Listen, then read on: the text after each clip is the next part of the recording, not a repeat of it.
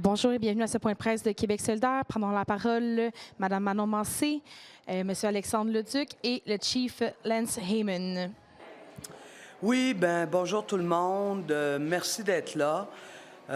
Comme vous le voyez aujourd'hui, je suis accompagné du Chief Heyman et de mon collègue Alexandre Leduc parce que hier, pas plus tard qu'hier, j'ai envoyé une lettre et au premier ministre du Québec et au ministre de l'Environnement pour leur demander explicitement de se prononcer sur le dossier du dépotoir de pollution nucléaire que représente Chalk River.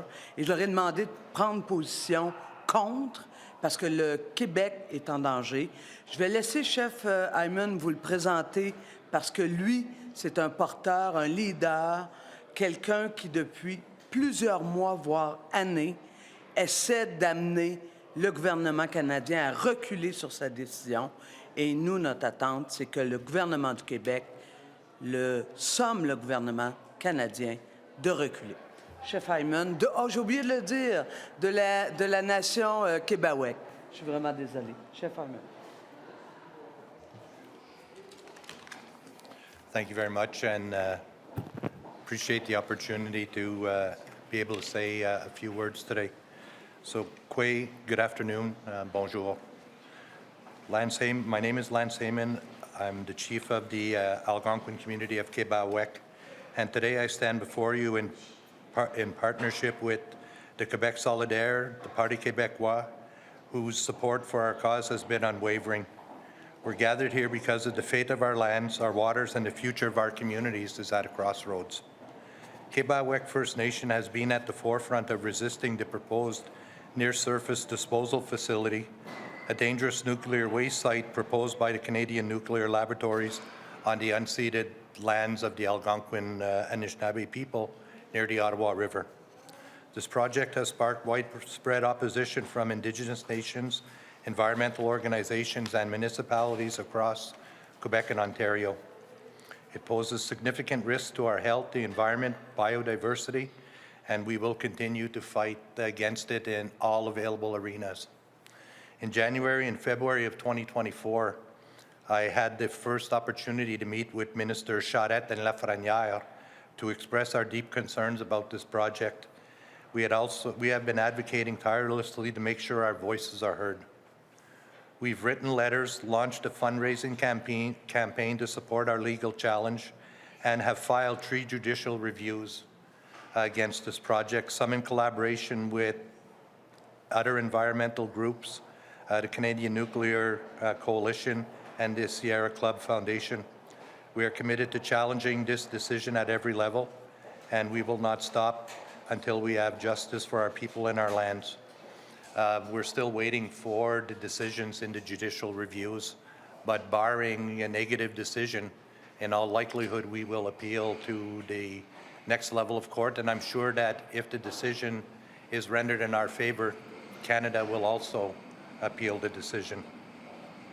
One of our legal challenges is grounded in the fact that the Canadian Nuclear Safety Commission approved this project without obtaining the free, prior, and informed consent of the Algonquin Anishinaabe people, including Quebec First Nation. This is a violation of our rights under the United Nations Declaration of the Rights of Indigenous People and the Canadian Constitution. For us, this is not just about a project, this is about upholding the principles of respect, justice, sovereignty, that should be the foundation of every decision made by the Canadian government. The support we have received from over 140 municipalities and from political organizations such as the Bloc Québécois, and I want to give a shout out to Jean-François Blanchette and Sébastien Lemire, who at the federal level has been doing the same great work that the Québec solidaire and the Parti québécois are doing here in the province. They've been a strong advocate for Canada to do better. We have also the support of 20 environmental organizations and is a testament to the strength of our movement. You understand that this is not just a matter of environmental protection, but a matter of human rights, safety, Indigenous rights, and accountability for our future generations. You know, we should not be supporting projects that leave a mess for our future generations to take care of when we can solve that problem today. The risks are staggering. Should contamination occur, harmful isotopes like tritium, cesium-137, and other dangerous isotopes could enter the Ottawa River, impacting the health and livelihood of countless people. Beyond that, the project threatens local biodiversity, bear dens, the eastern wolf, and numerous species at risk. This site is a biodiversity hotspot, and the proposed project would clear-cut old-growth forests, damage ecosystems that have been home to endangered species like the Blandings turtle, the Canadian wobbler, and many species of bats. We must act now to ensure the future generations will not suffer the consequences of a poor decision made recklessly today. The Quebec government has a responsibility to stand with us in this fight. It is not enough to remain silent on this issue. The people of Quebec and Ontario, including over 140 municipalities, including Gatineau and Montreal, have spoken. This project must not go forward. We also call on the Quebec government must take a stand on the health and safety of its citizens for the protection of its natural resources. Le gouvernement du Québec doit prendre position pour la santé et la sécurité de ses citoyens, ainsi que pour la protection de ses ressources naturelles. We also call on Quebec to advocate for stricter regulations when it comes to nuclear waste management. The lack of transparency in Canadian Nuclear Laboratories' application about the origin, quantity, and characteristics of the waste, a requirement under Canadian law, undermines public trust. We are here today to ask the Quebec government to, number one, publicly demand a halt to the NSDF project and demand the federal government to re-examine its approval with appropriate and proper consultation, amplify the voices of over 140 municipalities that have formally opposed this project, and ensure their concerns are addressed in the National Assembly. Nous sommes ici aujourd'hui pour demander au gouvernement du Québec d'exiger publiquement au gouvernement fédéral l'arrêt du projet afin qu'il en revoie l'approbation avec une consultation adéquate.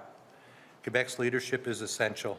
The federal government cannot move forward with this project without a thorough re-examination considering the impacts on the environment, public health, and more importantly, on our Indigenous rights. We need Quebec to act. We need Quebec to stand with us. We are not just fighting for Quebec. We are fighting for every community that relies on the Ottawa River, for every species that calls this land home, and for the future generation that deserves a world free from the dangers of mismanaged nuclear waste. We will continue this fight and we will not back down. Non aux déchets nucléaires près de nos courses d'eau. Miigwech, merci, thank you very much. On va terminer avec M. Leduc. Moi, ce que j'en vois devant nous, c'est quelque chose d'assez impressionnant. Plusieurs partis politiques, provinciaux fédéraux, qui sont inquiets. 140 municipalités, des dizaines et des dizaines de municipalités qui sont inquiètes. Des nations, des Premières Nations autochtones qui sont inquiètes. En politique, ça s'appelle un consensus québécois. Qu'est-ce que fait le gouvernement du Québec à ne pas reconnaître ce consensus-là québécois et à ne pas le mettre en valeur, à ne pas le défendre auprès du gouvernement canadien? On le connaît, le gouvernement de la CAQ, toujours prêt à expliquer ce qui ne va pas bien au Québec sur le dos du gouvernement fédéral. Des fois, il a raison. Cela dit, là, ça serait bien qu'il confronte le gouvernement fédéral, qu'il s'exprime le gouvernement du Québec. Son silence, je ne comprends pas ce qui se passe. C'est un consensus en ce moment au Québec qui se construit contre ce projet-là. Il faut que le gouvernement du Québec s'exprime. Il faut qu'il soit du bon bord de l'histoire. On devrait faire ce point de presse-là avec Benoît Charette, le ministre de l'Environnement. Où est-il? Où est la CAQ? Manon a écrit une lettre importante au premier ministre sur le sujet. J'ai bien hâte de l'entendre, M. Charette, dans les prochains jours.